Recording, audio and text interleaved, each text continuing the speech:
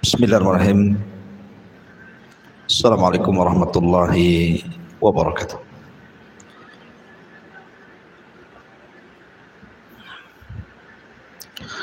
Alhamdulillah wassalatu wassalamu ala Rasulillah wa ala alihi wa sahbihi wa mawalah wa la hawla wa la quwata illa billahi wa ba'du. Baik, kita lanjutkan kajian kita, masih membahas kitab Arba'in Nawawi, dan kita masuk pada hadis ke-35 dari Abi Hurairah radhiyallahu anhu. An Abi Hurairah radhiyallahu anhu qala qala Rasulullah sallallahu alaihi wasallam la tahasadu wa la tanajashu wa la tabaghadu wa la tadabaru wa la yabi' ba'dukum ala bai'i ba'd wa kunu ibadallahi ikhwana al muslimu akhul muslim la yadlimuhu wala yakhdhuluhu wala yakdhibuhu wala yahkiruhu. At-taqwa hahuna. Yushiru ila sadrihi thalatha marrat. Bihasbi imri'in minasy syarri an yahkira akhahul muslim. Kullul muslim 'alal muslimi haramun damuhu wa maluhu wa irduhu, rawahu Muslim. Dari Abi Hurairah radhiyallahu anhu, Abdurrahman ibn Sakhar,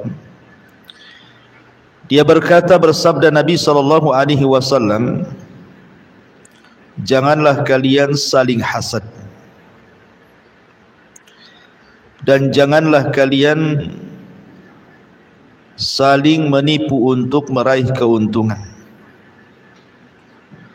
Dan janganlah kalian saling membenci, jangan pula saling membelakangi. Dan janganlah kalian, sebagian kalian menjual di atas jualan saudaranya. Dan jadilah hamba-hamba Allah yang bersaudara. Seorang muslim adalah saudaranya muslim yang lainnya. Tidak boleh menzaliminya, tidak boleh menghinakannya, tidak boleh mendustakannya, tidak boleh merendahkannya. Karena takwa ini di sini maksudnya Rasul mengisyaratkan kepada dadanya 3 kali. Cukuplah seorang muslim dikatakan melakukan keburukan ketika dia meremehkan saudaranya muslim yang lainnya. Karena setiap muslim atas muslim yang lainnya haram darahnya, hartanya, dan juga kehormatannya. Hadis ini dikeluarkan Al-Imam Muslim. Taib. Ma'asyiral muslimat yang dimuliakan Allah Subhanahu wa taala, hadis ini adalah hadis yang sangat agung yang bicara tentang akhlak seorang muslim kepada muslim yang lainnya. Di sini Rasul menyebutkan 5 perkara tidak boleh dilakukan seorang muslim kepada muslim yang lainnya. Yang pertama kata Nabi sallallahu alaihi wasallam, la tahasadu. Janganlah kalian saling hasad sesama kalian. Hasad itu kata ulama, karahiyatu ma an'amallahu ala akhik min ni'matin diniyatin au dunyawiyatin. Jadi hasad itu, kata ulama, adalah kebencian seseorang atas nikmat yang Allah anugerahkan kepada saudaranya, baik nikmat itu perkara agama ataupun perkara dunia.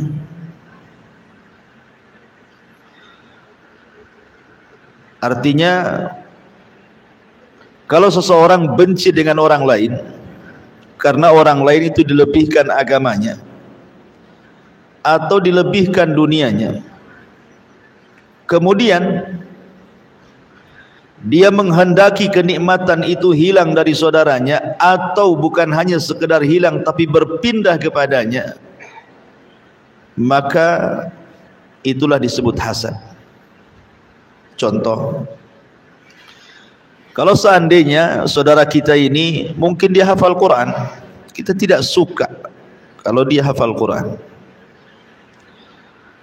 atau kalau melihat saudaranya sudah hijrah menggunakan pakaian-pakaian syar'i, dia tidak suka kalau saudaranya itu seperti itu, maka ini disebut hasad dalam perkara agama. Tapi kalau seandainya dia tidak suka karena mungkin saudaranya kaya, naik pangkat ataupun jabatan, atau saudaranya tidak pernah sakit sehat terus, ataupun memiliki barang-barang yang dia tidak punya, anak-anak yang baik-baik dan dia tidak punya, kemudian dia benci, itu namanya hasad dalam bab dunia. Jadi hasad itu bisa masuk dalam bab agama, bisa masuk dalam bab dunia, seperti para thalabatul ilmi umpamanya di pesantren atau di sekolah-sekolah Islam gitu kan, tidak suka kalau saudaranya lebih cerdas dibandingkan dia, atau masalah urusan dunia, dan ini umum di masyarakat, tidak suka tetangganya lebih kaya dibandingkan dia, lebih sukses dibandingkan dia, maka itu hasad dalam masalah dunia. Dua-duanya terlarang. Kalau seandainya orang ini tidak suka dengan kenikmatan orang, kemudian dia meminta agar kenikmatannya hilang dan berpindah kepada dia, maka ini hasad yang bahaya. Dan lebih bahaya lagi kalau seandainya dia hanya ingin menghancurkan orang saja, dia tidak hendak nikmatnya berpindah kepada dia, tidak, cuman ingin menghancurkan saja dengan kata-katanya, dengan perbuatannya, maka ini lebih bahaya dibandingkan yang pertama. Maka sebaiknya yang kita lakukan adalah jangan pernah melihat orang lain, jangan pernah melihat orang lain, maksudnya dalam urusan dunia. Ditambah-tambah kemudian ditanamkan hasad, karena hasad ini bahaya. Sampai-sampai Muawiyah ibn Abi Sufyan, seorang sahabat Nabi SAW, mengatakan, kullun nas aqdiru ala ridahu illa hasid. Setiap manusia saya sanggup untuk meletakkan keredoanku kepadanya, illa hasid, kecuali orang hasad, aku tidak bisa. Kalau yang lain bolehlah saya maafkan, saya ridho dengan dia walaupun mungkin dia jahat, tapi orang hasad aku tidak bisa. Karena orang hasad itu susah tobatnya. Contoh umpamanya, iblis dikeluarkan dari sorga itu karena apa, Bu? Karena hasad. Di mana ketika Allah Subhanahu wa taala menciptakan Adam alaihi salam, dilebihkan banyak keutamaan dibandingkan iblis. Adam diciptakan dengan kedua tangan Allah. Adam ditiupkan ruh langsung oleh Allah. Kemudian Adam diajarkan ilmu-ilmu oleh Allah. Kemudian para malaikat disuruh sujud pula kepada dia. Kemudian dimasukkan pula ke dalam sorga. Kemudian diciptakan pula pasangannya. Apa enggak panas tuh hati si iblis tuh? Makanya dia hasad. Ya. Sebab itulah iblis berusaha untuk mengeluarkan nikmat yang Allah anugerahkan kepada Adam. Maka dibuatlah macam-macam was-was, akhirnya berhasillah iblis itu menghancurkan Adam. Akhirnya sama-sama diusir dari surga. Apakah kemudian kita katakan kepada iblis, ya sudahlah saya maafkan aja lah iblis itu, mudah-mudahan dia berubah, begitu kan? Mungkin iblis berubah? Enggak mungkin ya. Iblis tidak akan berubah. Sama halnya dengan orang hasad. Orang hasad tidak akan berubah. Makanya tidak perlu dipedulikan orang hasad itu. Makanya Muawiyah bin Abi Sufyan mengatakan, saya sanggup untuk mengikhlaskan kejahatan orang, kecuali hasad. Orang hasad enggak mungkin saya maafkan. Kenapa Muawiyah ngomong begitu? Kenapa? Fa innahu la yurdihi illa zawala. Karena niatnya orang hasad itu cuma satu, macam mana menghancurkan orang itu saja. Dia enggak ada niat lain. Dengan berbagai macam cara dia menghancurkan orang itu. Bagaimana caranya? Itulah niat dia. Makanya susah untuk tobat. Makanya Muawiyah sendiri susah untuk memaafkan orang hasad itu. Karena jelas gitu ya bahayanya hasad itu, sulit untuk tobat. Padahal sebagian ulama salaf mengatakan apa? Ma ra'aitu zaliman madluman. Aku tidak pernah melihat. Ma ra'aina zaliman madluman. Kami tidak pernah melihat, kata para ulama salaf, orang zalim tapi hakikatnya dia dizalimi. Dia sedang zalim tapi sebenarnya dia yang dizalimi. Itulah orang hasad. Orang hasad kan menzalimi orang karena apa? Ingin menghancurkan kenikmatan orang kan? Itu kan zalim. Tapi hakikatnya dia sedang menzalimi sendiri. Kenapa? Karena dia tersiksa hatinya. Orang hasad itu tidak pernah tenang hidupnya. Malamnya nggak bisa tidur, cari trik-trik, cara-cara bagaimana kemudian dia mengucapkan sesuatu atau melakukan sesuatu untuk menghancurkan orang. Sebenarnya dia sedang tersiksa itu. Makanya kata para ulama, kami tidak pernah melihat ada orang yang menzalimi padahal dia sedang dizalimi. Paham Ibu ya maksudnya? Karena orang yang dizalimi, terkadang kan kita ini tidak tahu siapa yang hasad kepada kita. Ya kita biasa-biasa saja kan yang dihasadi itu. Kita bangun rumah ya bangun, beli mobil ya beli mobil kan, itu kan. Kita tidak tahu tetangga sebelah suka nggak suka. Artinya kita ini tenang-tenang saja. Yang nggak tenang siapa? Yang hasad. Dia sedang menzalimi kita, tapi dia pula yang tersiksa gitu maksudnya. Sementara kita yang dizalimi rasanya diam-diam saja, biasa-biasa saja. Nah, itulah makanya ulama mengatakan kepada orang hasad itu, kami tidak pernah melihat orang zalim padahal dia sedang dizalimi. Maksudnya menzalimi diri sendiri. Ya. Itulah bahayanya hasad.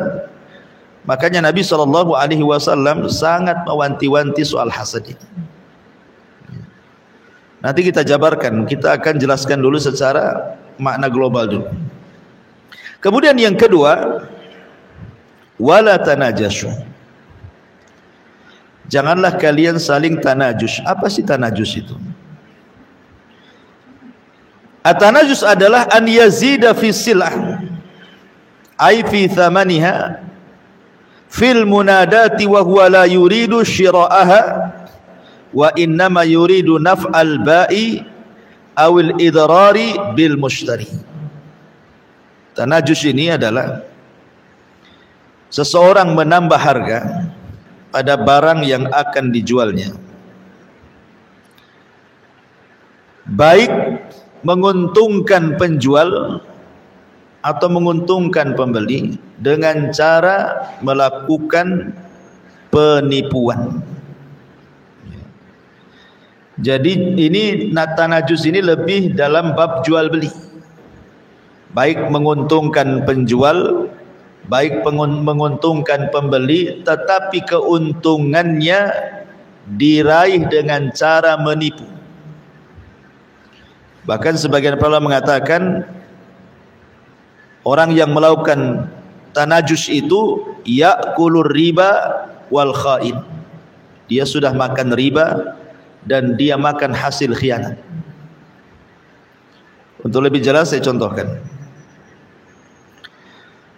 Umpamanya penipuan yang dilakukan oleh penjual.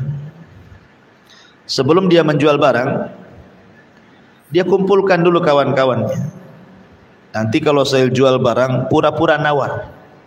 Kalau ada orang beli sama saya, kok pura-pura nawar dan pura-pura jangan kenal saya, padahal itu kawannya. Jadi setiap ada orang yang hendak membeli barang saya, tiba-tiba ibu datang, ya, nawarnya lebih tinggi lagi, padahal tidak ada niat membeli kan, supaya mancing pembeli itu menaikkan harganya. Ini tidak boleh, tanajus namanya. Dan ini banyak yang seperti ini biasanya. Ya, orang yang jual obral-obral, kadang-kadang dia teriak-teriak, kemudian banyak orang yang datang padahal kawan-kawannya itu. Ya, yang satu mengatakan, "Oh ya sekian, datanglah kita yang tahu apa-apa gitu kan. Tahu kok ada rame, ada apa ini kan?" Nah, kemudian di situ lihat ada obralan, kemudian di sini tawar sini. Akhirnya kita terpancing untuk membelinya. Terpaksalah kita beli, padahal harganya tidak seperti itu. Ini menguntungkan apa? Menguntungkan penjual, ya. Atau menguntungkan pembeli, walaupun sebenarnya dia tidak niat membelinya. Contoh, saya punya tanah, ibu punya tanah di samping saya. Kemudian datanglah ada orang itu hendak membeli tanah ibu. Tanah saya sebelah tanah ibu. Anggaplah tanah ibu jual tanahnya 100 juta satu kapling itu. Ini sedang transaksi ini. Ya, gimana kalau tanahnya dijual 1 juta? Saya ini yang punya tanah sebelah, tiba-tiba datang ngompori. Enggak bolehlah harga segitu itu. Ya. Sekarang ini tanah mahal, padahal sebenarnya yang punya tanah saja mau segitu 100 itu. Tapi saya kompor itu. Kenapa? Karena niatnya dia ingin menaikkan tanah dia. Paham ya maksudnya? Sebab kalau tanah orang ini terjual, nanti tanah dia juga naik harganya gitu maksudnya. Lah ini tak boleh masuk pada tanajus. Kalau ada orang transaksi tanah orang, nggak usah terlibat kita di situ kan itu. Nah, ini juga tanajus. Intinya tanajus ini, apapun kecurangan yang dilakukan penjual ataupun pembeli untuk menguntungkan sesuatu dengan cara penipuan, maka itu masuk dalam hadis wala tanajasu. Mau nipu dalam bentuk apa saja untuk mengambil keuntungan. Jual tas, tasnya sih bukan tas brand asli gitu ya. Dia bilang asli. Karena kalau sekarang nih jual beli online nih kan kita tidak tahu mana asli mana palsu. Rupanya nipu dia pula kan. Atau umpamanya menjual sepeda motor second dan yang lainnya, dicat bagus-bagus padahal sudah rusak semuanya. Dia tidak menjelaskan kerusakannya, main jual saja, hanya untuk mengambil keuntungan, dan begitu seterusnya. Ini yang kedua. Yang ketiga, wala tabaghadu. Janganlah kalian saling membenci sebagian kalian dengan sebagian yang lainnya. Ataupun jangan sampai mendatangkan kebencian kepada saudaranya. Maksudnya jangan sampai mendatangkan sebab-sebab atau wasilah-wasilah yang mendatangkan kebencian kepada saudaranya. Umpamanya ibu ini tetanggaan, ya. Kemudian naruh sampah, tong sampah di depan rumah. Kemudian adalah sampah-sampah yang bau. Ibu main lempar saja tidak dikreseki gitu ya. Kemudian baunya kena angin kemana-mana. Nah, itu kan sebab mendatangkan ketidaksukaan orang kan jadinya. Akhirnya tetangga tidak suka jadinya. Padahal kan ibu bisa baik-baik, taruhlah kresek, kemudian diikat biar baunya nggak keluar gitu kan, bisa saja. Tapi enggak, ini main lempar saja. Iya betul, tong sampah ibu diletakkan depan rumah ibu. Masalahnya baunya itu kan bukan dicium sama ibu saja. Kadang yang punya sampah pula tak mencium bau, yang tak punya sampah pula dia yang mabuk kan itu. Lah ini mendatangkan sebab namanya.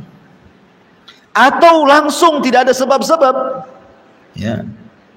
Ibu ikut campur masalah orang. Jadi ibu tidak suka lah orang yang diikut campuri masalah orang itu. Emang ibu siapakah ikut campur masalah saya kan itu ya?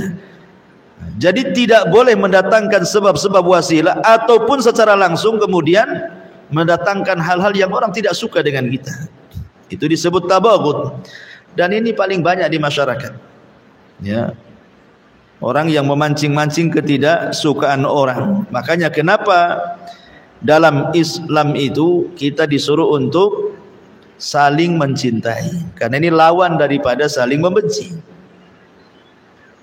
Kata Nabi SAW, maukah kalian sesuatu yang bisa memasukkan kalian ke dalam surga?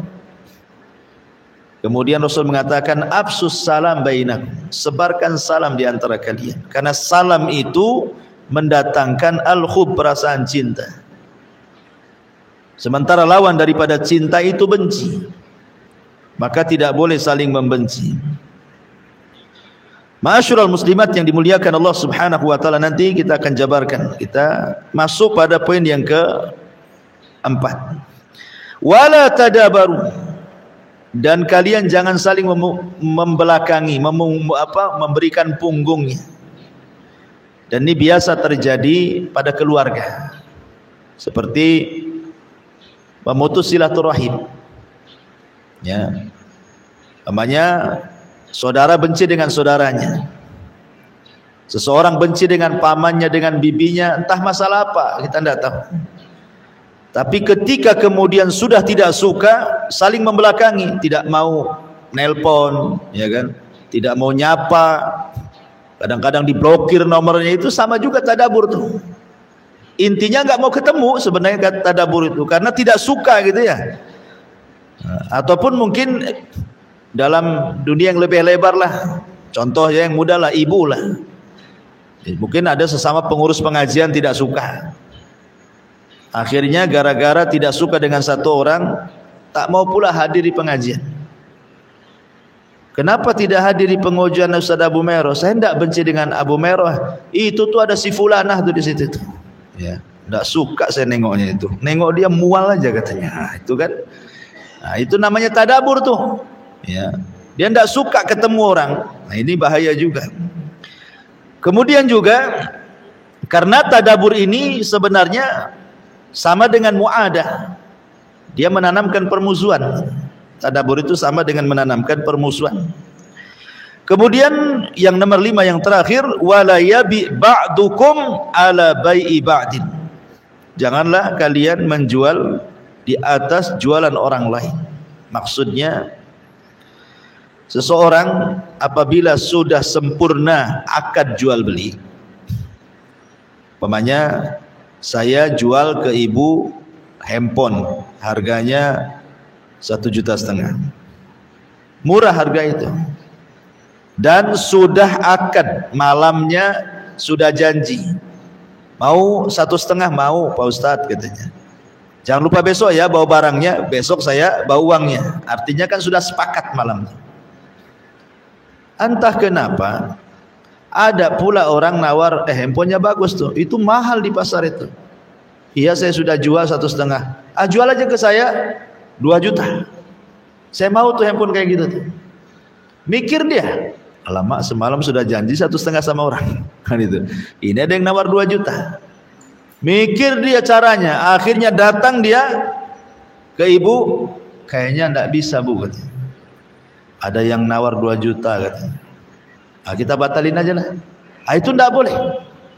Ya. Kalau sudah sempurna akad tidak boleh. Kecuali belum sempurna. Pamannya malamnya ngomong mau 1,5, tengok besok lah. Itu kan belum ada akad tuh namanya. Ya. Tapi kalau sudah deal-dealan malamnya, maka ibu tidak boleh walaupun ada yang nawar lebih tinggi. Contoh di zaman Rasul. Nabi SAW itu sudah akad hendak membeli kuda dengan harga sekian, deal. Kemudian kata Nabi SAW, kalau begitu besok kau datangkan kudamu, saya akan siapkan uang. Ketika sudah jadi besok, tak datang-datang pula orang yang bawa kuda itu. Rupanya ketemulah di jalan, lah mana kudamu, katanya mau kau jual. Dia bilang enggak. Kenapa? Karena ada yang nawar kudanya lebih tinggi dibandingkan tawaran Nabi. Padahal sudah ada akad masalahnya kan dengan Nabi itu, bahwa kuda itu akan dijual besok dengan harga sekian dan barangnya siap didatangkan. Ketika sudah sampai waktunya tak datang pula orang itu. Jadi ketika ketemu dia tanyalah, katamu kudamu mau dijual, saya sudah tunggu. Dia bilang enggak, mengingkari dia. Kata Rasul, sudah kita akan. Kata dia enggak, sampai berkali-kali. Datanglah seorang sahabat, kemudian mengatakan, aku siap jadi saksi wahai Rasul. Ya, enggak salah Huzaimah siapa itu nama sahabatnya. Kata Rasul, ngapain kau ikut-ikut jadi saksi? Loh, kau kan enggak ikut ketika aku transaksi. Kamu kan enggak hadir. Kamu saksi apa gitu maksudnya kan? Kamu tidak tahu aku transaksinya kapan. Kenapa kau datang-datang ingin jadi saksi? Kata sahabat ini, saya siap jadi saksi. Kenapa? Karena saya yakin engkau ini seorang nabi dan tidak mungkin berdusta. Ya, artinya yang punya kuda itu yang berdusta. Maka Rasul menjadikan orang yang mau jadi saksi karena hanya semata-mata nabi adalah seorang nabi dan dia tidak mungkin berdusta, Allah jadikan dia sama dengan dua persaksian laki-laki. Syahidnya di sini apa? Ini nabi sudah sempurna kan akadnya, tapi orang ini mungkir, mengingkari gara-gara apa? Ada penawaran yang lebih baik.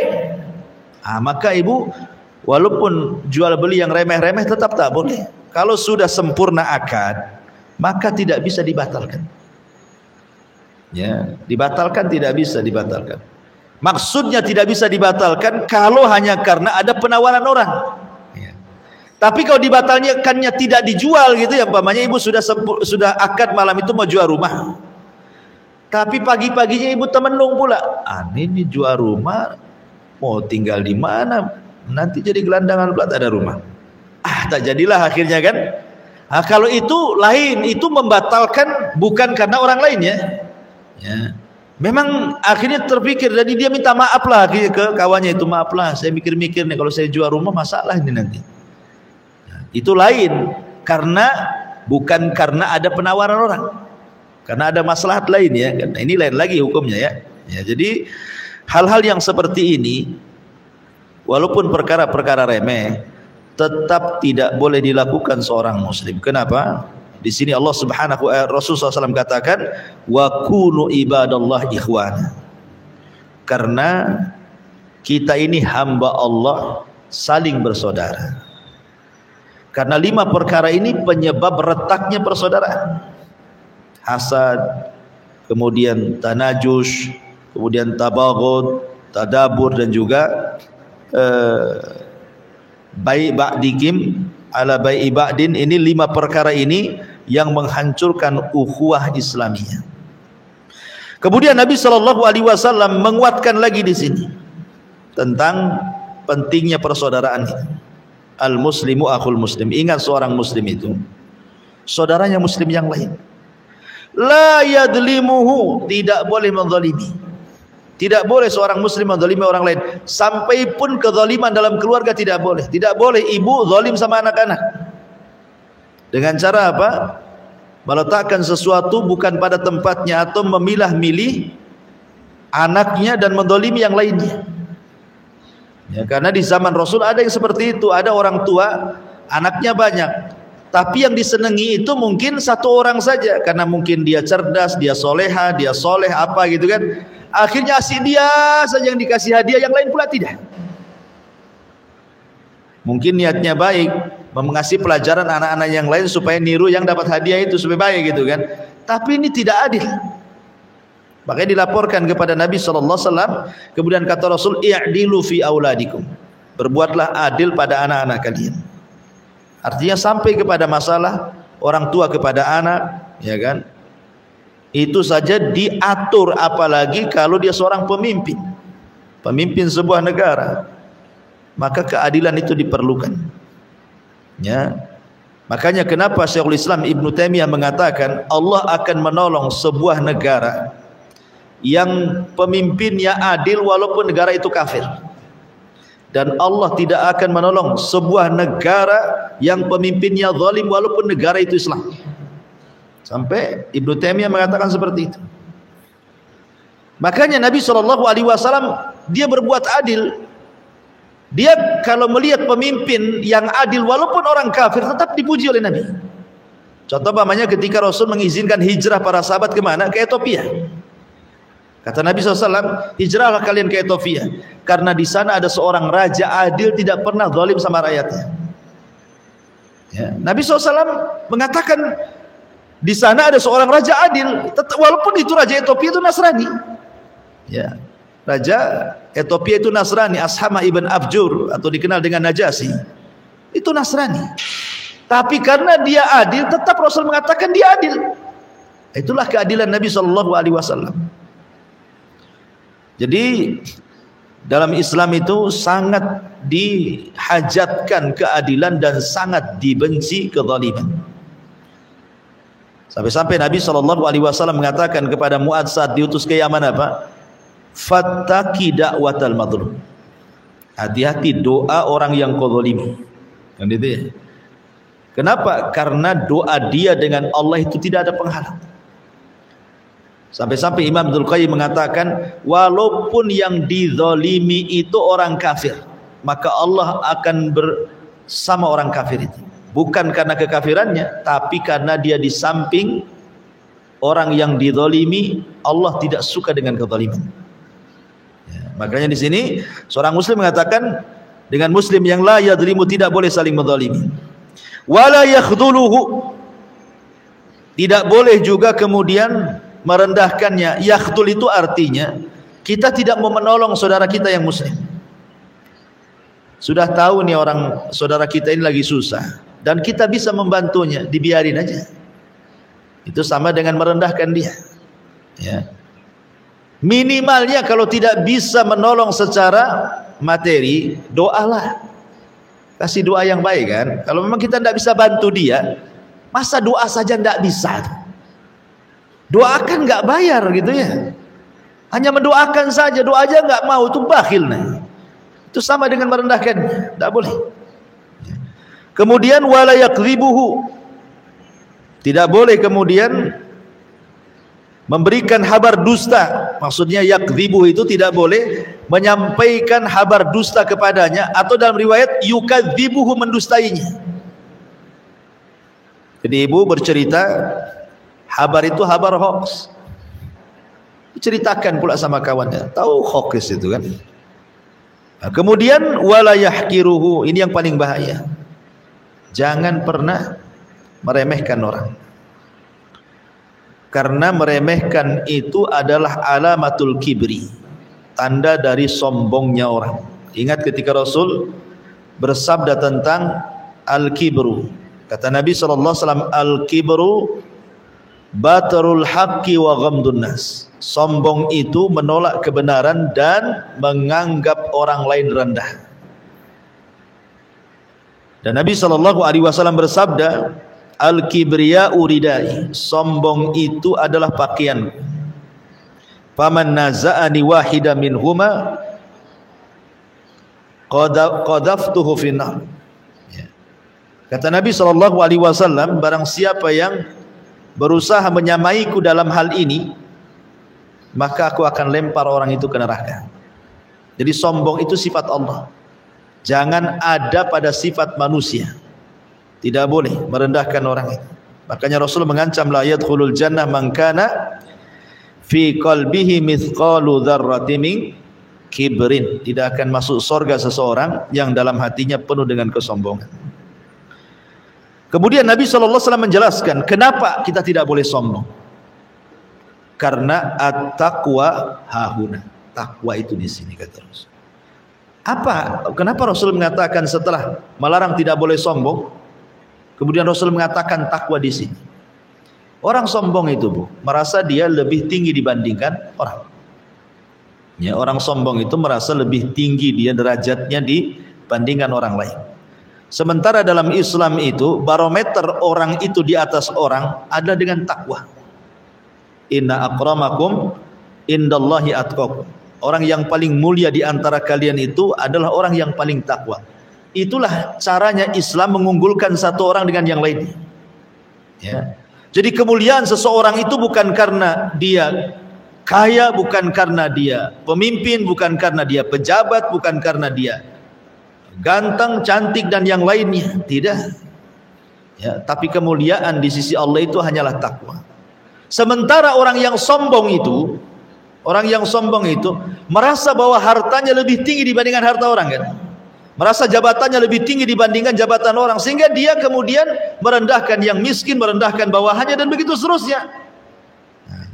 Sementara dalam Islam lain pula cara mengangkat orang di atas orang lain. Karena siapapun bisa terangkat. Ibu miskin, ibu bukan pejabat, ibu bukan menteri, bukan presiden, bukan siapa-siapa, orang biasa. Tetapi bisa saja di mata Allah ibu lebih mulia dibandingkan presiden, ibu lebih mulia dibandingkan menteri, ibu lebih mulia dibandingkan orang kaya. Kenapa? Karena yang mengangkat derajat kita itu adalah takwa. Makanya disebutkan setelah kalimat wala yahkiru, jangan merendahkan. Kenapa? Karena takwa itu di sini. Ya. Takwa itu di mana? Di sini disyaratkan ke dada. Maknanya takwa itu yang tahu hanya Allah. Orang tidak bisa melihat ketakwaan orang. Karena Rasul mengatakan takwa di hati. Gimana caranya nengeng-nengeng hati orang? Sehingga takwa itu tidak bisa dilihat dari penampilan.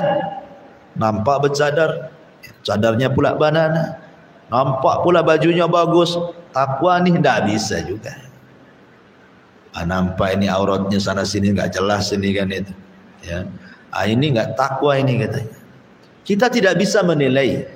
Ya, karena takwa itu urusan dia dengan Allah. Terkadang ada yang penampilannya menurut kita, penampilannya itu ini maksiat ini. Ya.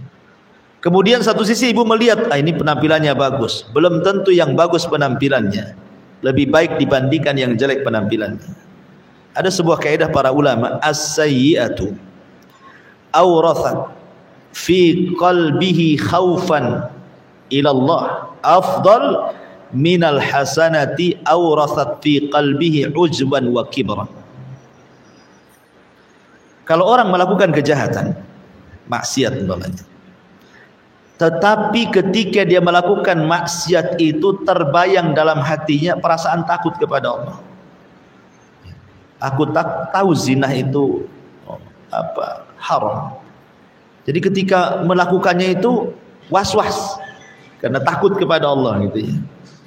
Ini lebih baik dibandingkan ibu nih haji, umroh. Kenapa kan dohirnya bagus kan? Haji umroh kan bagus ya. Atau bangun masjid, atau bangun madrasah, bangun pesantren.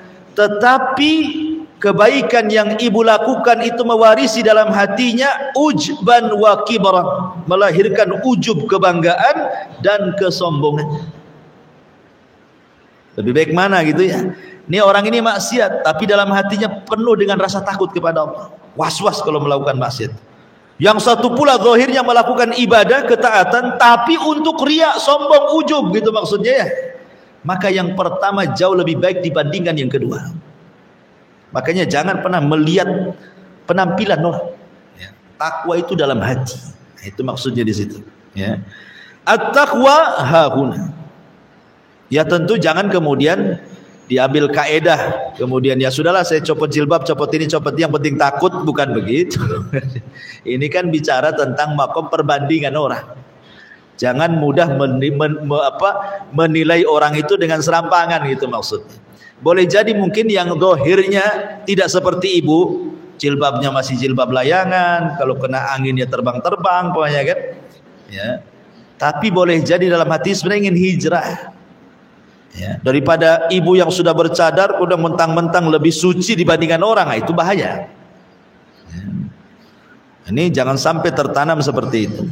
At-taqwa hahuna, takwa itu di sini. Kemudian Nabi SAW mengisyaratkan ke dadanya 3 kali. Kemudian Nabi SAW menegaskan lagi, maksudnya ingat kemuliaan orang itu bukan dari harta, bukan dari pangkat, bukan dari jabatan, bukan dari kegantengan, kecantikan, dan begitu seterusnya. Bihasbi mri'im minasyarr, kata Rasul. Ingat, cukuplah orang itu dianggap jelek, berdosa, an yahkira akhakul muslim, ketika selalu merendahkan saudaranya dan mengangkat dirinya lebih tinggi dibandingkan saudaranya. Kemudian Rasul SAW mengingatkan, ada batasan-batasan seorang muslim itu tidak boleh dirusak. Al muslimu alal muslim haramun damuhu wa maluhu wa irduh. Ingat, kata Rasul, seorang muslim dengan muslim yang lain itu ada perkara-perkara haram tidak boleh dilanggar. Pertama, jangan ditumpahkan darahnya. Kecuali 3 perkara orang boleh menumpahkan darah itu.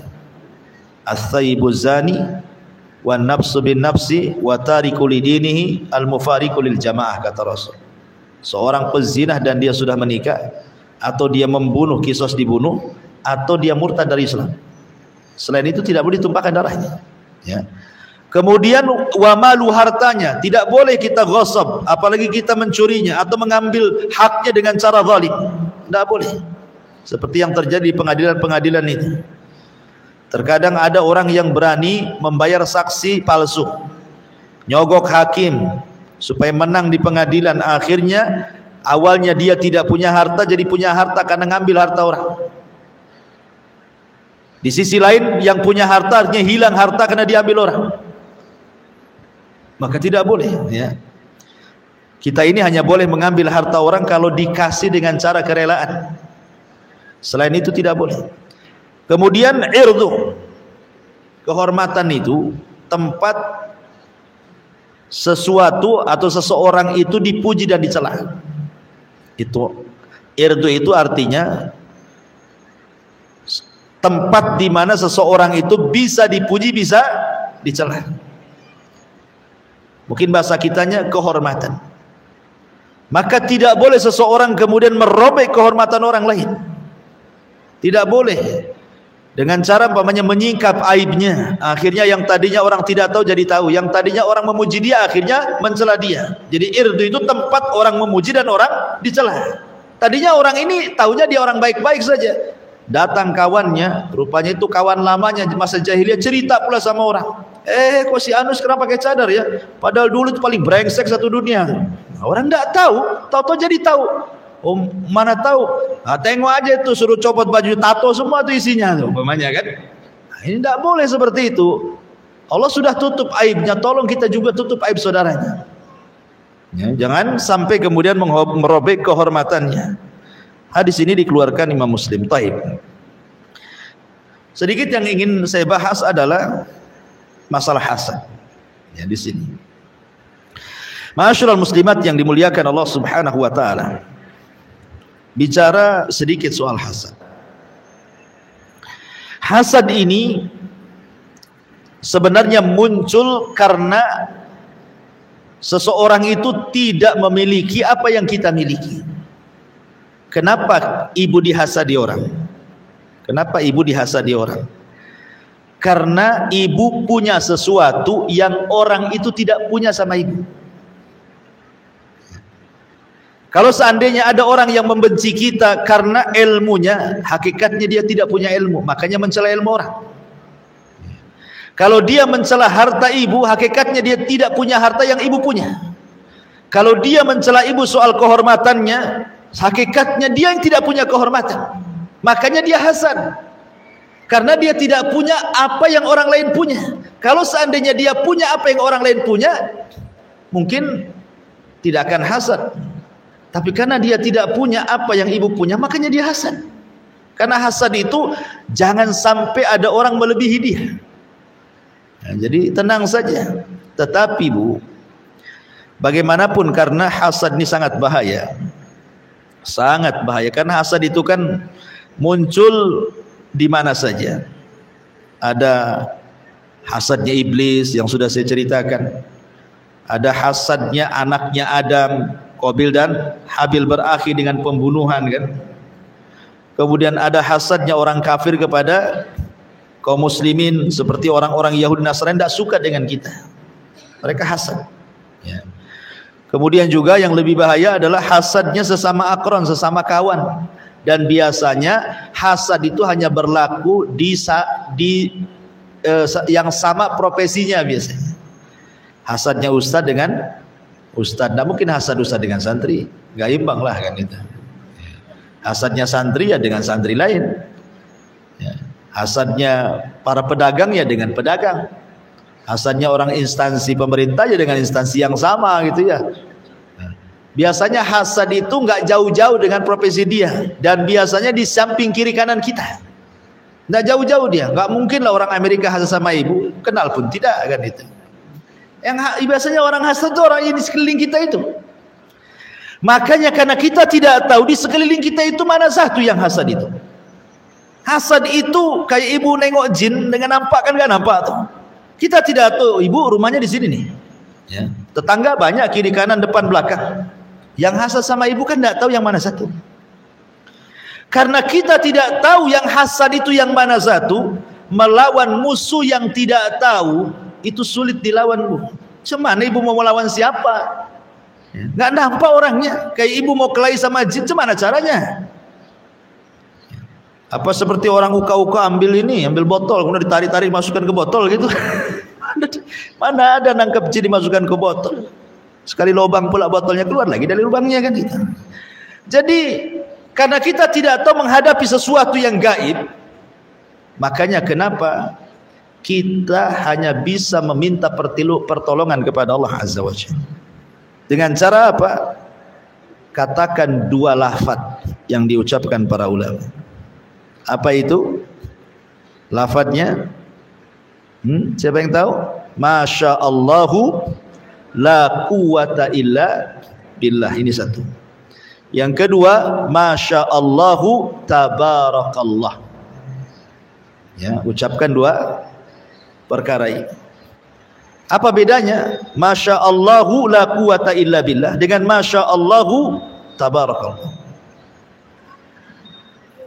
Di dalam surah Al-Kahfi ada satu kisah namanya Sahibul Jannataini, pemilik dua kebun. Yang satu kufur nikmat, yang satu beriman. Sebelum kisah ini saya ceritakan, jadi dua orang ini awalnya berurusan bisnis. Biasalah orang bisnis kalau berdua atau lebih biasanya ada masalah. Akhirnya masing-masing saham dibagi. Ini yang baik ini semua saham dia yang dapat itu dia infakkan semuanya. Akhirnya jadi miskin gara-gara infaknya, karena dia hanya ingin mengambil kekayaan di akhirat. Ini yang satunya infak pun kagak, dia belikan dua kebun. Akhirnya kaya raya. Allah berikan istidraj, kekayaannya itu bertambah, akhirnya sombong. Ini kawannya ingin cari pekerjaan, dibandingkan nyari tempat orang, bagus ke kawannya yang dulu sama-sama berbisnis kan gitu ya. Datanglah ngelamar kerja, bukannya diterima, dimaki-maki, dibodoh-bodohkan. Mana hartamu? Lihat tuh hartaku banyak, pokoknya intinya dihina dan hampir diusir. Tapi kemudian orang ini ingin menyombongkan diri kepada kawannya. Sebelum kau pergi, ayo kita lihat kebunku katanya. Akhirnya dia masuk kebun, rupanya sudah terbakar semua kebunnya. Kata saudara yang beriman, cobalah kalau kau setiap masuk kebunmu mengatakan Masya Allahu la quwata illa billah, tentu tidak akan hancur kebun. Akhirnya hancur. Dari sini kata para ulama, maka kalau ibu diberikan nikmat, mungkin punya kebun, banyak tanamannya, banyak pohon-pohon buah-buahannya, atau ibu punya rumah baru dibangun cantik, atau baru beli mobil gitu ya, atau punya anak soleha dan soleh, ganteng-ganteng, pokoknya nikmat apa saja ya. Maka ibu katakan Masya Allah la quwata illa billah, supaya tidak hancur kenikmatan itu. Gunanya apa Masya Allah la quwata illa billah ini? Maksudnya biar kita tidak ujub ya, dengan mengucapkan kalimat itu supaya kita tidak ujub, tidak sombong dengan nikmat itu.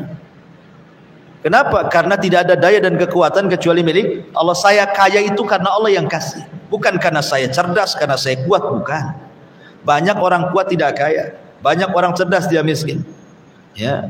Artinya bahwa kalau bukan karena daya dan kekuatan Allah, tak ada apa-apanya kita. Maka jangan sombong. Beda dengan perkataan Masya Allah tabarakallah, ini namanya melawan hasad dengan lawannya. Karena kita tidak tahu yang mana satu yang hasad, lawanlah hasad dengan lawannya. Hasad menghilangkan nikmat, berkah menambah nikmat. Nah itu dibalik namanya. Kalau hasad itu kan nikmat kita mau dihilangkan orang. Tapi kalau kita doa berkah, supaya jangan sampai nikmat kita hilang diambil orang. Makanya kalau lihat sesuatu yang yang merupakan nikmat yang Allah anugerahkan. Ibu punya rumah, ibu punya kendaraan, punya kebun, punya suami, punya anak, punya apa-apa. Pandang mereka doa, Masya Allah tabarakallah. Paham Bu ya? Itulah bedanya antara Masya Allah la quwata illa billah dan Masya Allah tabarakallah. Dua-duanya ibu ucapkan. Yang satu melawan hasad, artinya melawan orang. Yang satu melawan hawa nafsu, supaya jangan sombong, supaya jangan ujub. Dua-duanya penting, karena dua-duanya kalau dilanggar bisa hilang nikmat kita ya. Ini yang harus dipahami soal hasad. Kenapa demikian? Karena hasad itu ada erat kaitan dengan penyakit mata. Bukan penyakit mata maksudnya belean gitu, bukan. Itu bisa disembuhkan dengan install tuh. Maksudnya penyakit mata di sini adalah penyakit sihir yang keluar dari mata-mata jahat. Di mana mata-mata jahat itu keluar dari hasad sehingga banyak setan di matanya. Mata setan, ya. Mata jahat, dan itu bisa menghancurkan orang. Itu bagian daripada sihir. Kalau dia suka dengan barang orang, kemudian hasad, nanti barang yang dia suka dan tidak bisa dimiliki, hancur tuh barang tuh. Makanya penting, kalau apalagi Bu, kalau ibu buat undangan, entah acara walimah, acara akikah atau undangan makan gitu ya. Itu kalau ibu makom yang mengundang orang ramai, kita tidak tahu yang datang itu ada yang hasad atau tidak, namanya ramai orang. Otak orang itu beda-beda. Walaupun semua sama jilbabnya hitam, ya kan? Semua jilbabnya hitam, belum tentu otaknya putih semua. Jangan sama dengan jilbabnya hitam semua kan? Jadi karena makomnya orang ramai itu, lebih lagi ibu berdoa. Lebih lagi harus berdoa seperti ini. Kalau ibu mau lihat, pamannya ibu lagi ngundang orang ramai-ramai, ibu tataplah keramaian orang itu. Ibu katakan Masya Allah tabarakallah, supaya nanti ini dari semua orang yang ibu undang itu, mata-mata hasad itu tidak merusak nikmat. Ini kan nikmat, ibu lagi ngundang orang kan, nikmat nih ya. Jadi itu sebenarnya yang paling utama ibu lakukan sebelum nyambut-nyambut yang lainnya itu, supaya jangan ada orang hasad di situ. Lawan hasad dengan lawannya, karena ada pandangan-pandangan yang tidak bagus yang bisa merusak orang ya. Ma'asyiral muslimat yang dimuliakan Allah Azza wa Jalla. Adapun bahaya hasad ini, kenapa kita tidak boleh hasad ya? Hasad itu sebenarnya muncul karena ketidakpuasan dengan putusan Allah. Dia kurang puas dengan putusan Allah, makanya dia hasad. Makanya lawan hasad itu adalah qanaah. Dan qanaah itu artinya redha dengan pemberian Allah, mau sedikit mau banyak. Karena bagi orang yang qanaah itu, sedikit baik bagi dia, banyak baik bagi dia. Terkadang sedikit lebih berkah, jauh lebih baik dibandingkan banyak tak berkah. Jadi orang hasad itu hakikatnya dia menolak takdir Allah, itu intinya. Sehingga dia enggak terima dengan Allah. Kenapa aku gini kok orang begitu, gitu maksudnya. Makanya dia hasad, kenapa aku saja, kenapa orang enggak. Akhirnya dia mulai hasad sama orang. Ini dampak nih bahayanya hasad itu, adamur ridha bi qada illahi azza wa jalla. Dia enggak ridha dengan putusan Allah. Kemudian yang kedua, dampak hasad itu sebenarnya karena ujub. Jangan sampai ada orang yang lebih dari dia, sehingga akhirnya dia hasad. Jangan sampai satu kampung ini ada yang lebih kaya daripada saya. Kalau ada orang yang lebih kaya daripada saya, dia akan cari isu-isu yang lainnya supaya hancur kekayaan orang. Hakikatnya muncul karena sombong, hasad itu. Kemudian juga yang ketiga, al-hiqdu wal adawatu wal baghdha. Akibat hasad ini munculnya dengki.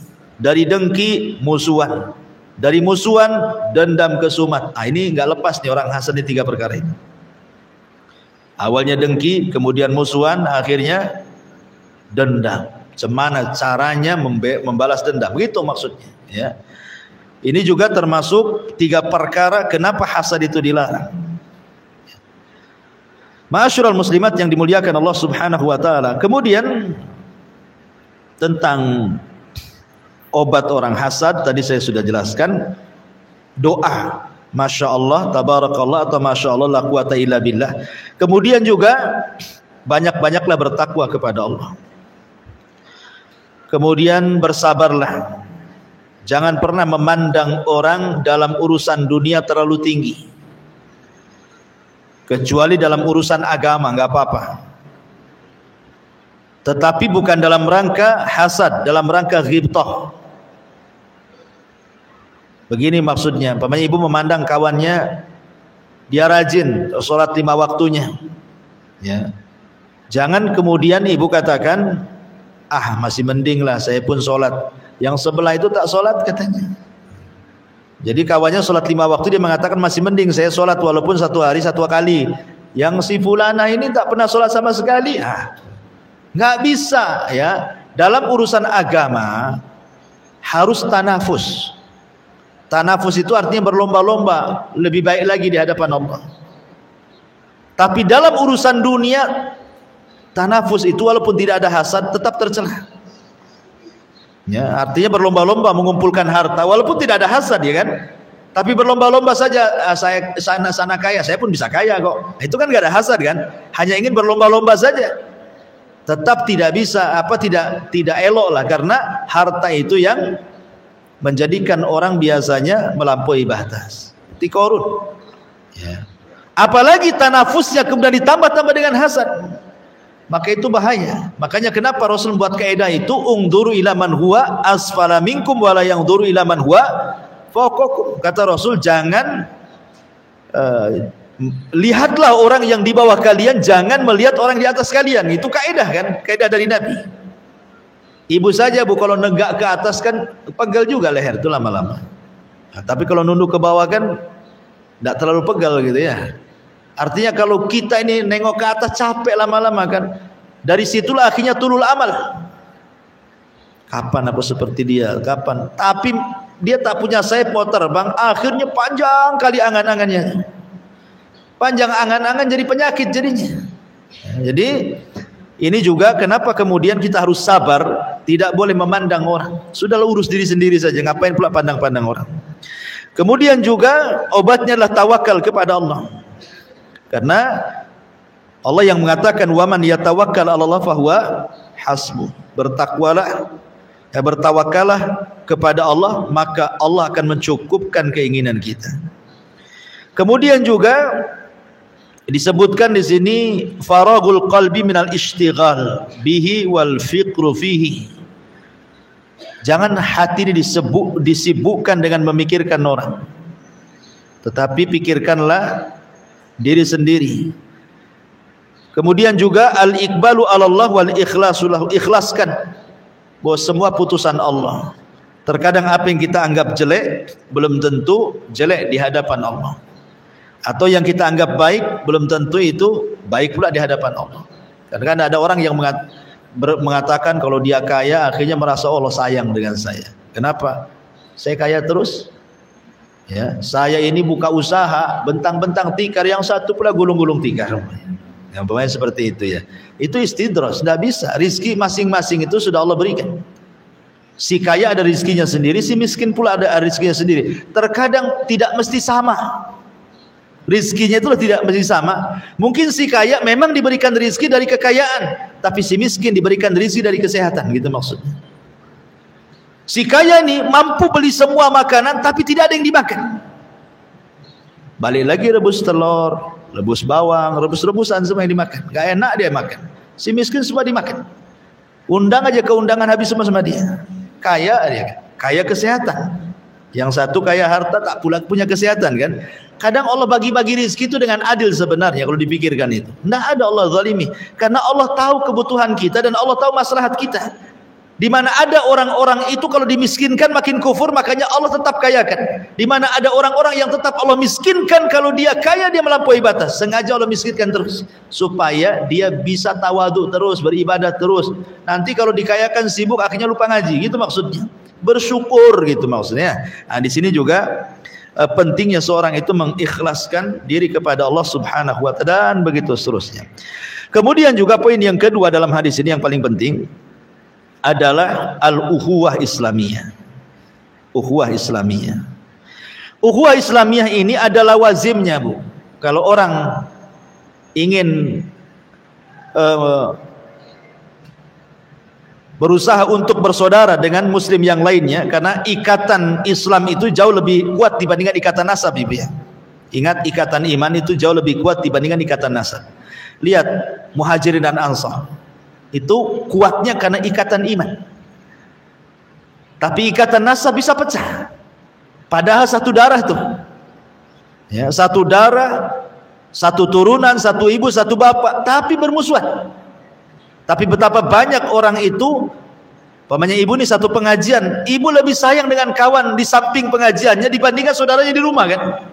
Ya. Kenapa? Karena terkadang ikatan iman itu lebih kuat dibandingkan ikatan nasab. Ya. Tapi kan tetap ada lawazimnya. Ada hal-hal yang harus ibu penuhi dalam dunia persaudaraan Islam itu. Yang pertama, an yakunal muslim nasiran ma'inan li akhihil muslim. Jadilah sesama muslim itu penolong dan jangan sampai menghinakannya. Sebagaimana Rasul mengatakan, unsur akhaka zaliman au madluman. Tolonglah saudaramu yang berbuat zalim dan tolonglah saudaramu yang terkena zalim. Maksudnya menolong saudaranya yang berbuat zalim, cegah kezalimannya. Umpamanya ada saudara kita mau buat jahat, nasihati. Janganlah, jangan. Sabar gitu ya. Ibu nasihati. Saya udah enggak tahan nih katanya. Ini waktunya itu, mumpung ada depan saya orangnya. Kata ibu didorong-dorong, jangan. Nah, kadang-kadang nampak ini ada kezaliman kan? Nah, itu namanya tolong saudaranya. Atau mungkin ibu diundang ke rumah kawan makan-makan. Mulailah jadi majelis ghibah, dari majelis makan itu jadi majelis ghibah tuh. Nah, ibu tahu ini zalim, lagi zalim sama orang. Nah, ibu nasihati, janganlah, bertakwalah, jangan ghibah lah kan gitu ya. Nah, jadi itu namanya menolong orang zalim. Kalau menolong orang yang dizalimi, ya tadi mungkin dia zalimi, hartanya diambil, akhirnya dia nggak bisa makan, ya kasih pekerjaan, kasih sedekah. Nah, itu namanya menolong orang yang dizalimi. Kemudian yang kedua, alla yadlim al muslimu akhan bi ayyi nau'in min anwa'iz zulmi wa in qalla. Berusaha untuk tidak menzalimi muslim yang lainnya walaupun dengan kezaliman yang sangat-sangat kecil. Seminimal mungkin tidak melakukan kezaliman walaupun perkaranya kecil.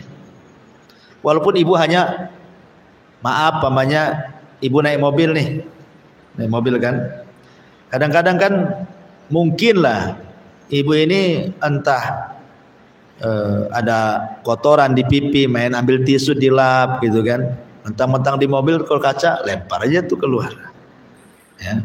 Atau ibu beli cilok gitu kan, makan di mobil, udah habis ciloknya dibuang pula lah di kaca mobil itu, apanya itu, jari-jarinya tuh, ya kan. Akhirnya kan orang yang lewat situ entah kena orang kan, atau kasihanlah itu yang tukang sapu-sapu jalan tuh. Harusnya dia nyapu sedikit, gara-gara sampah ibu dibuang jadi banyak kan, ibu zalim lah. Memang perkara remeh itu kan, biarin nanti kan ke bawah angin katanya kan, enak kali ngomong gitu ya. Jadi walaupun masalah kecil, janganlah kemudian menzalimi saudaranya. Kasihan tukang sapu jalan itu, ini perkara kecil. Atau mamanya ibu depan rumah nih, nampak ada lubang di depan rumah kan, ibu sendiri tersakiti dengan lubangnya, apalagi orang yang lewat situ. Malah sengaja pula ibu, bukan polisi tidur, dibuat yang tengkurap tuh Bu ya. Kalau tidur kan landai itu, yang tengkurap ini agak tinggi pula itu. Saya pernah lewat di Bengkong mana tuh, waktu masih mobil saya sedan itu kan pendek tuh. Sekali saya pelan-pelan, rupanya mobil di tengah-tengah polisi tidur nih, polisinya pula lebih tinggi daripada mobilnya, langsung terduduk, nggak bisa ya. Tapi kalau kita turun mau dia, kalau kita naik anjlok lagi mobilnya, aduh kacau ini ya. Itu pernah mengalami ya. Jadi itu termasuk dosa sosial sebenarnya itu, nggak boleh kayak gitu ya. Ya kalau memang ada maslahatnya, iyalah, pamannya banyak anak sekolah di situ lalu lalang gitu kan.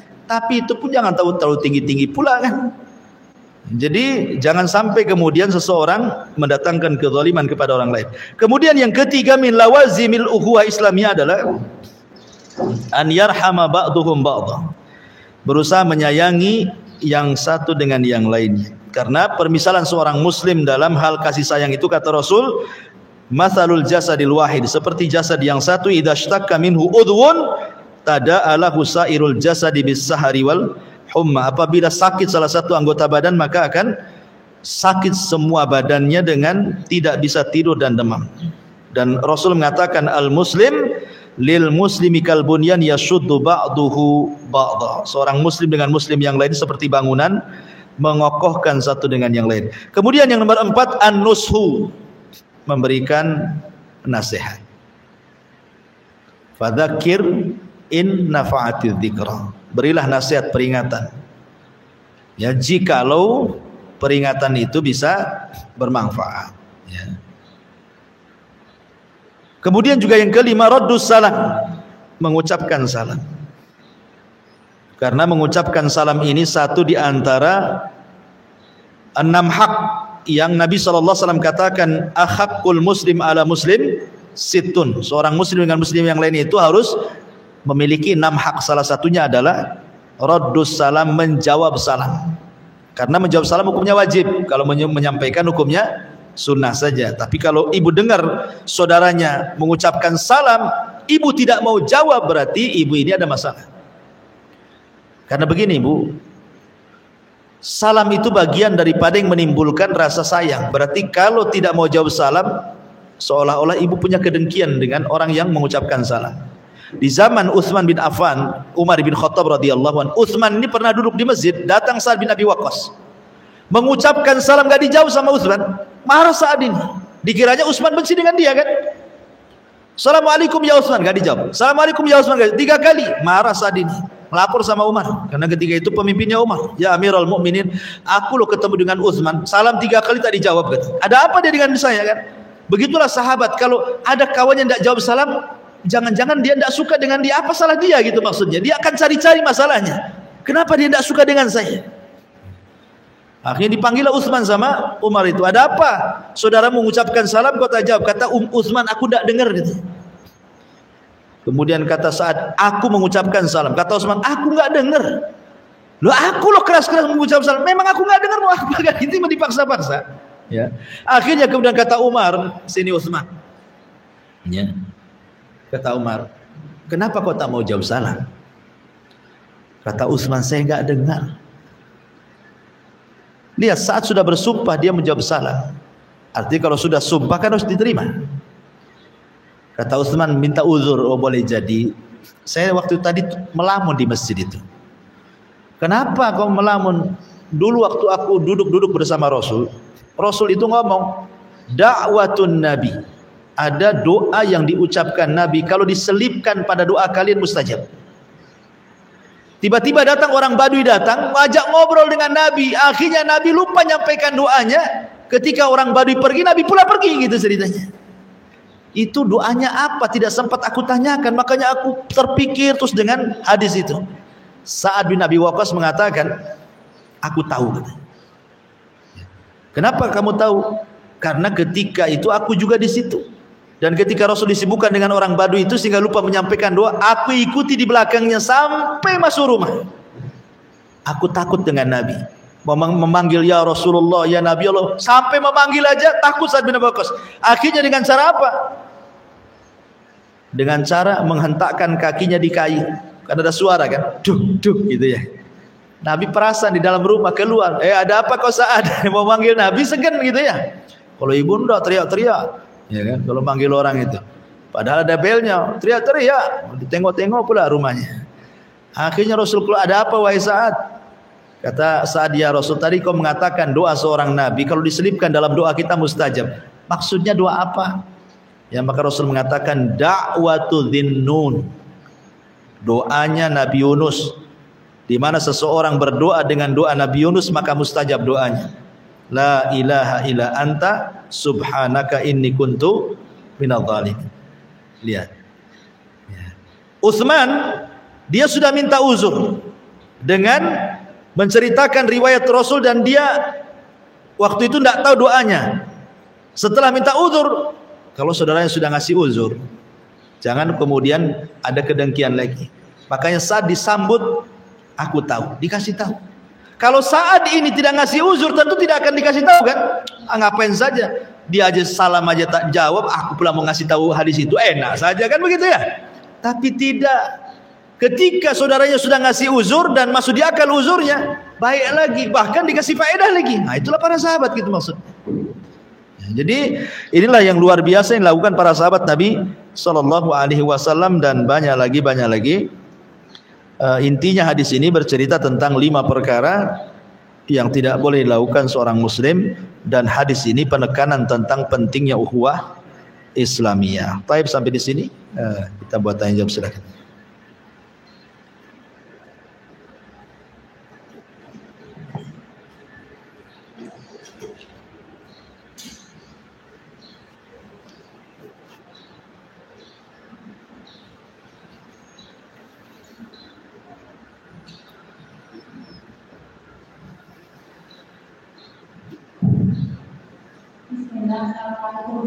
Waalaikumsalam warahmatullahi wabarakatuh. Tadi ada pembahasan awal, kita katakan kita tidak boleh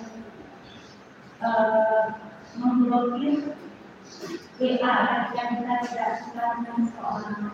Iya. Jadi yang tanyakan, kalau kita dibolehkan memblokir WA seseorang? Memblokir handphone? Ya, kapan yang dibolehkan? Ya, alhamdulillah. Ya, yang saya katakan contoh tadi blokir itu maksudnya hanya jangan gara-gara masalah sedikit sebenarnya bisa dibicarakan, akhirnya kita tadabur itu saling membelakangi dengan cara tidak mau ketemu. Kecuali kalau seandainya seseorang itu dibolehkan menghajar. Menghajar itu maksudnya tidak ngomong, blokir dan yang lainnya, ya kan? Dibolehkan dalam Islam itu, tapi jangan lebih dari 3 hari kan? Ya kalau sudah 3 hari dibuka lah blokirnya. Takut-takut nanti dia mau ngirim duit, ibu tak tahu pula kan itu. Atau ngucapin salam, ibu tak tahu kan? Kan 3. Bahkan ada hadis yang mengatakan man hajara akhahu sanatan, barang siapa yang menghajar saudaranya 1 tahun, itu kakotli, sama dengan membunuhnya. Kalau kita ini tidak menegur orang selama 1 tahun, akhirnya orang ini kepikiran ya dengan perbuatan kita, akhirnya dia sakit kan, itu sama saja sebenarnya kita sedang menyakiti dia, membunuh dia pelan-pelan. Makanya Rasul mengatakan siapa yang menghajar 1 tahun saudaranya sama dengan membunuhnya tuh. Ya. Nah, boleh. Iya, walaupun kesalahan dari dia, tapi kan maksudnya sebaik-baik kita itu kan memaafkan. Sebaik-baik kita itu maafkan. Menghajar itu boleh kalau seandainya sekali lagi ada maslahatnya. Umpamanya ada ahli bid'ah, ya kan? Saya tidak mau dekat-dekat dia. Ya. Tokoh-tokoh sesat, tidak mungkin saya dekat-dekat dia. Selamanya saya tidak mau sampai dia berubah. Itu pun kalau ada maslahatnya. Kalau nggak ada maslahatnya, ngapain dihajar? Maslahatnya apa? Kalau makin dijauhi, dia pun makin jauh, kita pula hati makin nggak jelas. Ya nggak usah hajar-hajar, biasa aja lah kan muamalah dengan dia. Tapi tidak perlu ikut bid'ahnya, ya mas urusan dunianya sajalah. Itu maksudnya hajar sesama kepada yang pelaku kesesatan atau mungkin preman pasar, tukang mabuk, kriminal gitu. Itu saja dikaitkan dengan maslahat.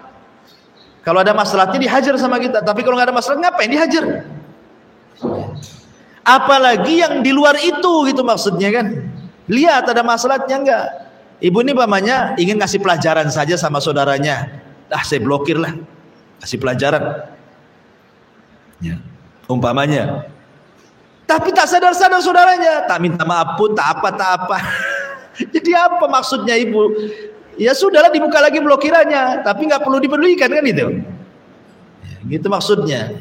Karena bagaimanapun ketika syariat Islam itu mensyariatkan adanya hijrah itu karena sebuah maslahat. Kalau nggak ada maslahat nggak perlulah ada hijrah-hijrahan kan.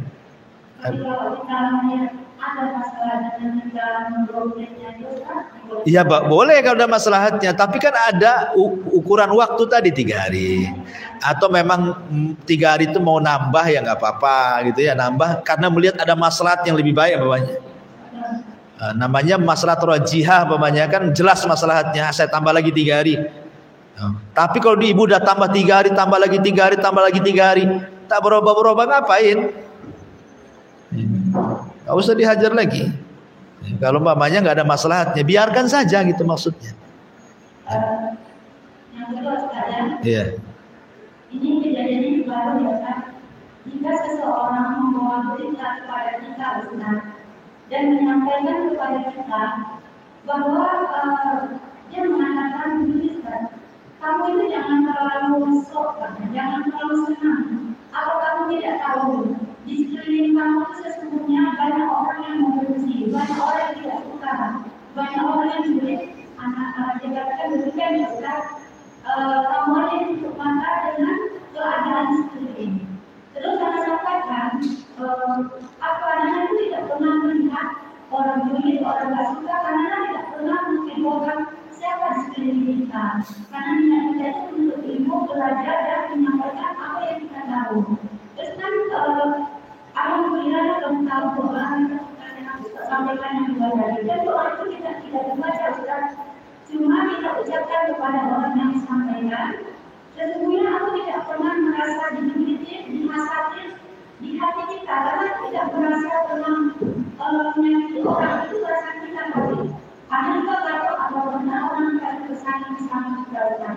Semua rasa kita itu ya aman aja. Kita merasakan orang semua baik di diri kita. Cuma ada orang yang menyampaikan.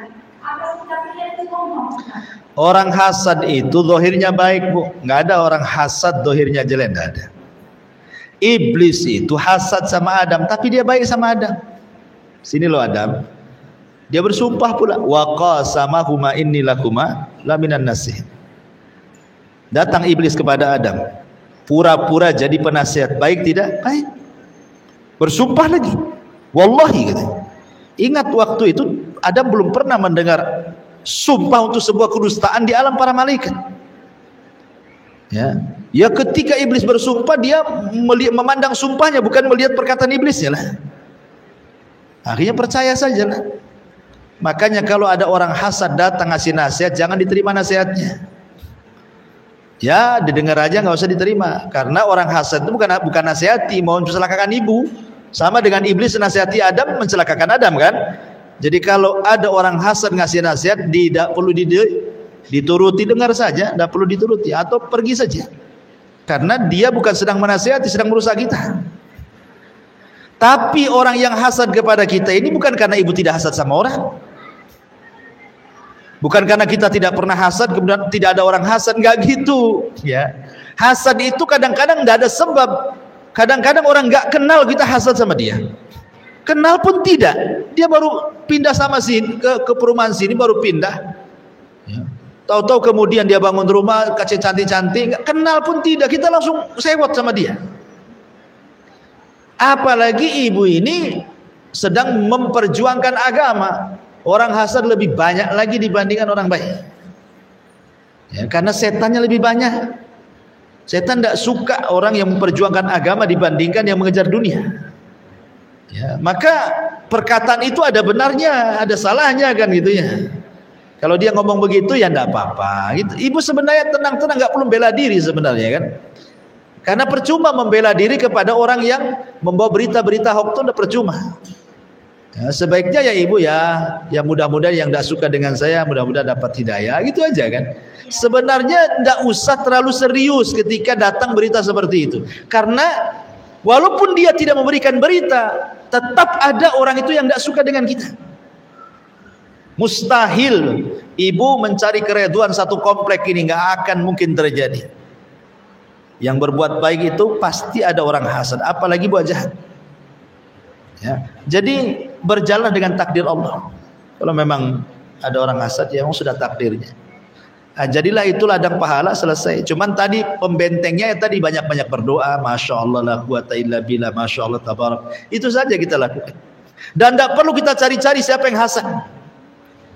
Ya, ibu beli alat deteksi, kalau nampak dia bunyi tik-tik-tik, kamu hasad ya? Ya, ngapain juga kan itu. Jadi orang hasad tidak perlu dicari-cari. Wallahu a'lam. Baik.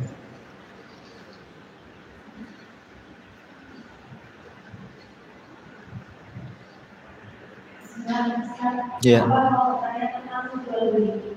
Kita misal dalam satu kompleks ini ada mungkin kayak rumahan di sebuah rumahan ada 3 orang yang berjualan sama harga sama besar. Jadi 3 orang ini tadinya menjual dengan harga yang sama. Terus kalau satu orang ini mendapat kalau orang jual beli keluarkan yang satu dengan harganya langsung. Jadi dapat harga yang lebih murah daripada 2 orang ini.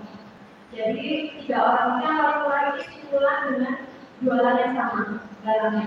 Jadi otomatis semua pelanggan itu akhirnya yang harganya lebih murah lagi. Terus salah satu dari orang yang jualannya dengan harga yang masih standar ngomong ke yang jual murah ini jangan kamu menjatuhkan harga pasar.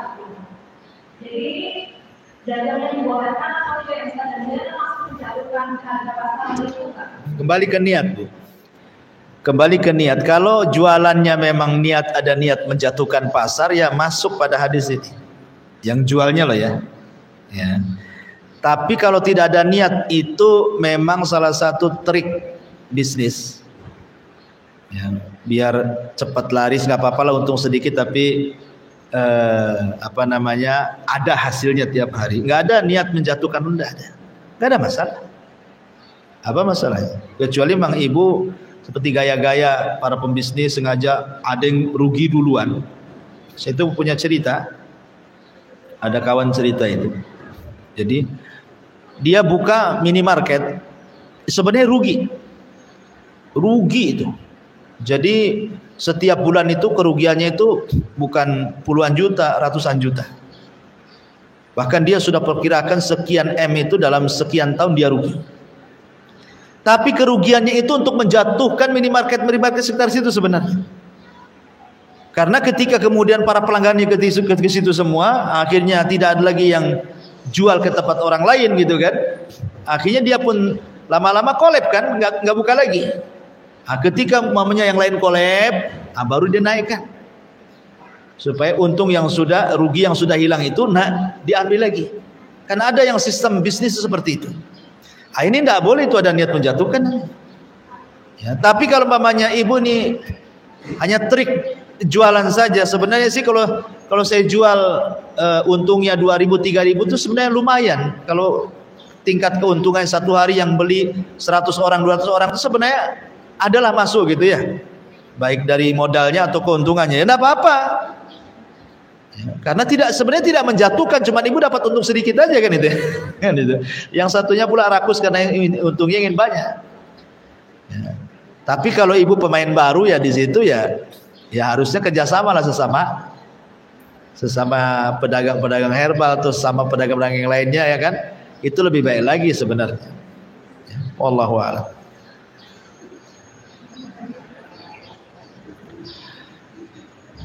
Taib, sudah 10:30 ya. Ada lagi? Boleh.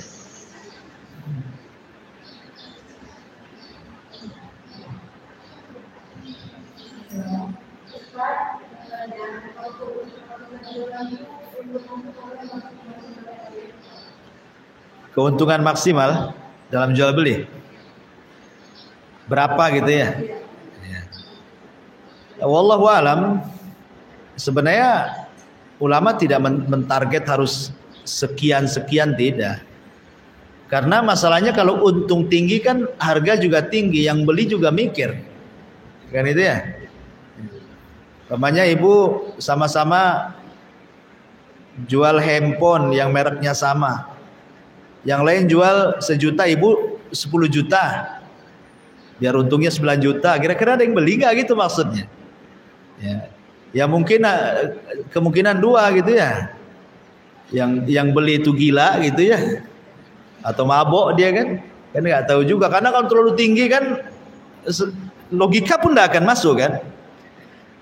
Makanya sebenarnya tidak ada batasan mengambil keuntungan seberapa, tidak ada batasan. Walaupun ada sih sebagian ulama yang membatasi, tapi semua tidak berdasarkan dalil. Itu kembali kepada, karena ketika di zaman Rasul kan pernah terjadi pacaklik, akhirnya harga naik semua. Jadi sahabat ini ngeluh, sama Nabi SAW, minta sama Nabi itu mematok harga di pasar. Karena ini kalau tidak direm harga ini makin tinggi, namanya moneter, barang langka, paceklik gitu ya. Tapi Rasul ketika diminta untuk menerapkan harga dia tak mau. Dia mengatakan al-musairullah, yang menentukan harga itu Allah. Ya. Rasul tidak mau. Kenapa? Karena aku takut kalau berjumpa dengan Allah ada satu orang pasar saya dolimi. Gara-gara saya patok harga, saya mendolimi orang. Biarlah pasar itu berjalan dengan pasarnya. Kan orang pasar paham harga-harga itu kan. Mereka lebih paham. Kecuali kalau dia curang dengan cara apa? Nimbun. Nah, itu memang kan ikhtikar, ada hukumnya, tidak boleh menimbun. Tahu nih mau ada kelangkaan ini, tahun depan dia sudah timbun-timbun pula sekarang. Nah, itu tak boleh. Nah, itu lain ceritanya. Karena memadaratkan kaum muslimin masalahnya, menimbun akhirnya kelangkaan barang. Zaman dulu masih pakai minyak itu kan, untuk kompor itu belum ada gas tuh kan. Kadang-kadang langka, ini yang jual minyak sengaja nimbun nih.